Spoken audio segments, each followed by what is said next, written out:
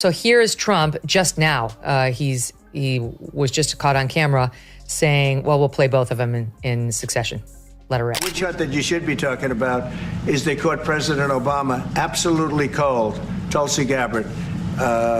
What they did to this country in 2016, starting in 2016, but going up to 2020 in the election. They tried to rig the election, and they got caught.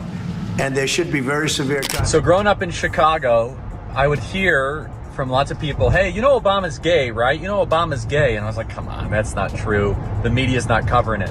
The more I started to look around, people I really trust said, Charlie, Obama's part of that club in Chicago, and he with men. And I was like, oh, whatever. And then all of a sudden, it started to grow more and grow more. And now, after all these years, the question is, was Obama the first? Barack Obama built his legacy on polished speeches and carefully staged nostalgia. But Megyn Kelly and Charlie Kirk weren't fooled. They came loaded with evidence, sarcasm, and a wrecking ball aimed at the glossy image that shielded him for years. What unfolded wasn't a polite critique, it was a demolition, peeling back the shine and exposing Obama as the ultimate performer. A man who mastered the art of inspiration while abandoning the promises that got him there.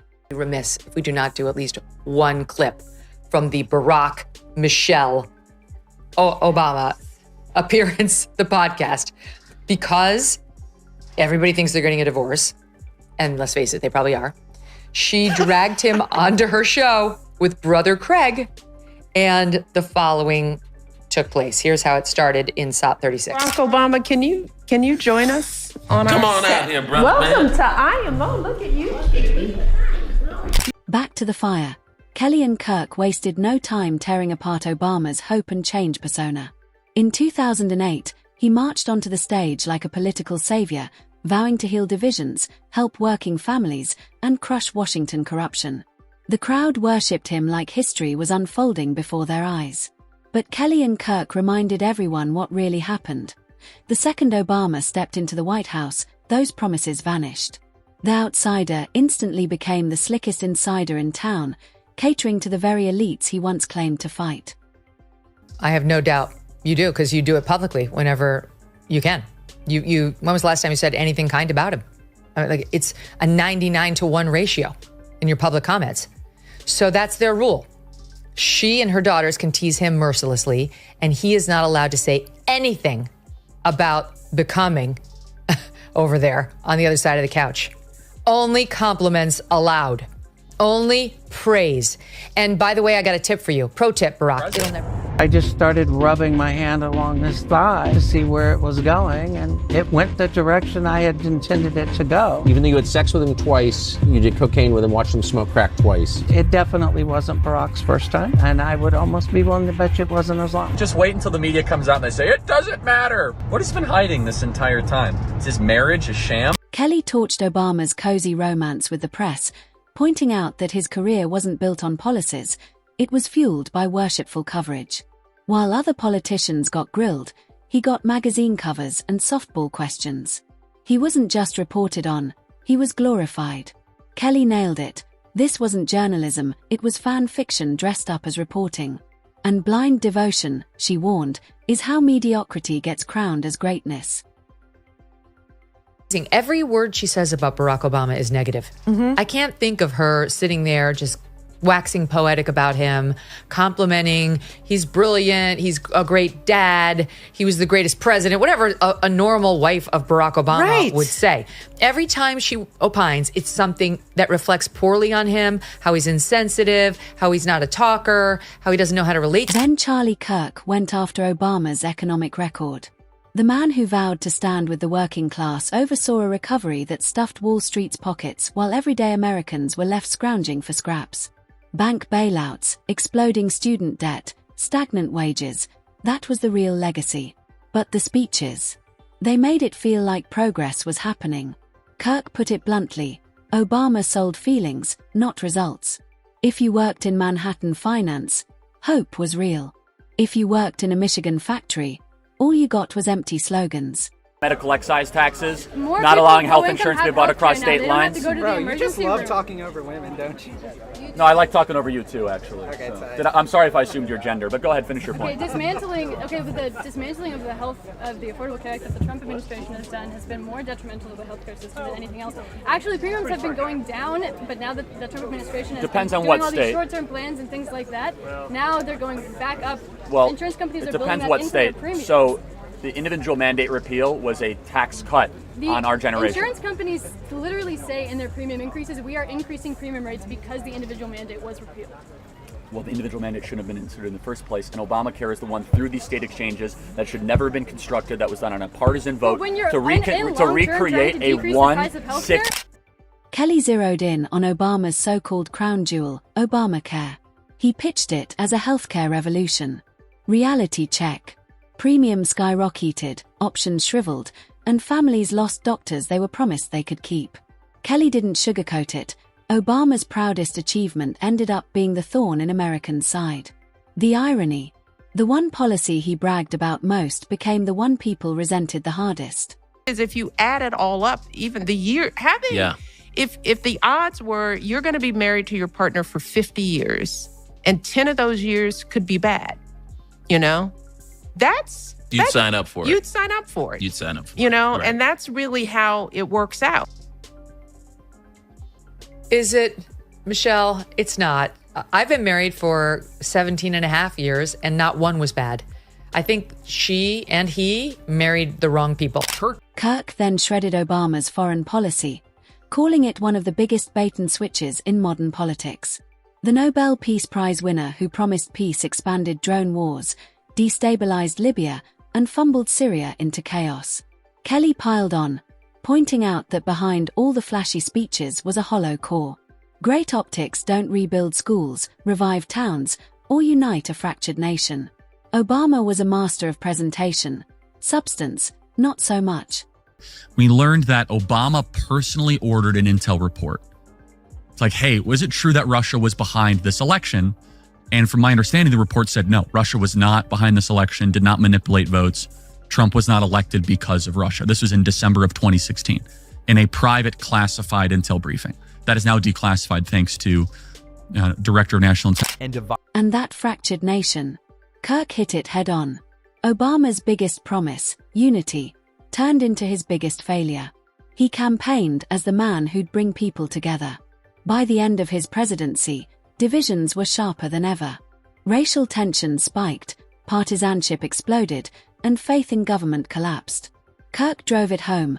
The man who once claimed to get working Americans now floats between luxury estates and multimillion-dollar paydays. Kelly mocked the absurdity. Obama, the so-called people's champion, sipping cocktails with billionaires on Martha's Vineyard. The hypocrisy couldn't be clearer. You really have to wonder. In fact, if we would have said 3 weeks ago, Blake, if we would have said that Joy Reid and Michelle Obama and Sheila Jackson Lee and Ketanji Brown Jackson were affirmative action picks, we would have been called the racist. But now they're coming out and they're saying it for us. They're coming out and they're saying, I'm only here because of affirmative action. Yeah, we know. You do not have the brain processing power to otherwise be taken really seriously. You had to go steal a white person's slot to go be taken. Then came Obama's strange obsession with Donald Trump. Kirk laughed at how, even years out of office, Obama couldn't resist throwing jabs. If his legacy was truly historic, why does he need Trump as a foil to stay relevant? Simple, without Trump, the myth collapses under its own emptiness. Kelly sliced through the media spin, and Kirk crushed the illusion with raw numbers. Together, they left Obama's carefully managed image in shambles. I'll do the second one second. Okay, so Obama's revolution, partly in his book Dreams from My Father, which I encourage you to read, was that he thought that he would bring forth a great awakening and a reconfiguration of America. And he thought that Hillary Clinton was like an automatic to become president. They thought they were going to stack the Supreme Court with 3 new Supreme Court justices, and his revolution never actually hit its final mark. Instead, President Donald Trump won in 2016. We got 3 Supreme Court justices. We were displaced from power from 4 years. And now President Trump is back on top, and almost every one of the core things that Obama ran on or defended have fallen out of popularity with the American. Kelly delivered the gut punch. People weren't just tricked by Obama, they wanted to be tricked. They adored him not for results, but for how he made them feel. He sold optimism in bulk, and America bought it like it was oxygen. But as Kelly reminded them, if you have to constantly remind people how great you were, maybe you weren't that great in the first place. Kirk twisted the knife further. Obama's broken promises didn't just disappoint, they laid the groundwork for Trump's rise, the exact outcome his fans thought he would prevent. Go back to that day 10 years ago, what I think binds it together, all these different strands, a case upholding health care, a case declaring same-sex marriage part of our constitutional protections, of mourning. I think what pulls it all together is that no one person did any of that. So he's sitting around on a June Thursday thinking about himself and his glory days. And to your point, Smug, I'm starting to warm up to Michelle Obama's POV. I mean, like... The takedown peaked when Kelly exposed Obama's obsession with his own legacy. Every Netflix deal, every memoir, every polished interview screams insecurity. Because here's the truth, Obama's myth was never about what he achieved, it was about what people projected onto him. Dreams, hopes, fantasies. He let them project while delivering very little in return. Kelly and Kirk ripped off the mask, leaving the uncomfortable reality. Obama's more concerned with image than impact. Obama, I actually think there's plenty of things you can like about him. He's very talented, he's very charismatic, he's very good on his feet. He respected the White House, he respected the Oval Office, there's plenty of stuff. Like, I'm not like an automatic hate Obama guy, but you must just be factual. Like, his vision, what he wanted to do for America, has failed.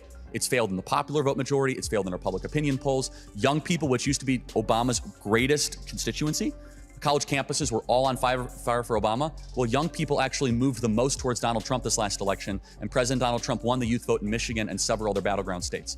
As far as DEI, my stance on it, I'm very much against it, and they say it stands for diversity, equity, inclusion, but it really stands for didn't earn it. But the genius of this takedown is that it wasn't just about Obama. Kelly and Kirk turned him into the perfect symbol of everything broken in modern politics. Branding over substance, press worship over scrutiny, style over results, and voters willing to be duped. And here's the kicker, it's not finished. Every new documentary, every memoir, every candid interview gives critics another chance to peel back the illusion. The myth is cracked. The glow is fading. And the cracks will only spread. This was every word you can think of. They tried to steal the election. They tried to obfuscate the election. They did things that nobody's ever even imagined, even in other countries. You've seen some pretty rough countries. This man has seen some pretty rough countries, but you've never seen anything like that. And we have all of the documents. And from what Tulsi told me, she's got thousands of additional documents. I mean, there he is on camera saying he thinks Barack Obama is guilty of treason. And that is a word Tulsi used too. It may be too dramatic, but I don't know. Kirk summed up Obama's legacy in one line. He was the master of saying everything and delivering almost nothing. He promised transformation but left stagnation. He promised unity but fueled division. His speeches were poetry, his image flawless, but reality never matched. Kelly went deeper, reminding viewers how Obama expanded drone strikes so recklessly his team had to invent new terms for civilian deaths. Every move looked rehearsed, every moment staged. He wasn't governing, he was auditioning. It was an all-encompassing, almost, political moment where it was at very high social cost to be disagreeable with the rise of Obama in 2008. And mind you, I was a 7th or 8th grader at the time, and actually going into 9th grade. And so I decided at my very best to push back. Oh, really? Is he going to fulfill all these promises? Is he really going to be able to bring utopia? And admittedly, I was rather clumsy and shallow in my capacity to be able to articulate those beliefs. Kelly dug into the cultural fallout. Obama leaned into identity politics when it suited him, deepening divides he once swore to heal. Instead of unifying, he quietly built a culture where outrage became currency and victimhood a commodity. Kirk nailed it. Obama didn't shatter America overnight, but he planted the seeds of mistrust and resentment that grew long after he left. Supporters call him a visionary, but the vision was shallow. His presidency is a case study in how charisma can be weaponized, how style can bury substance, and how history can be staged like theater. The scariest part? He's still trying to sell the same performance.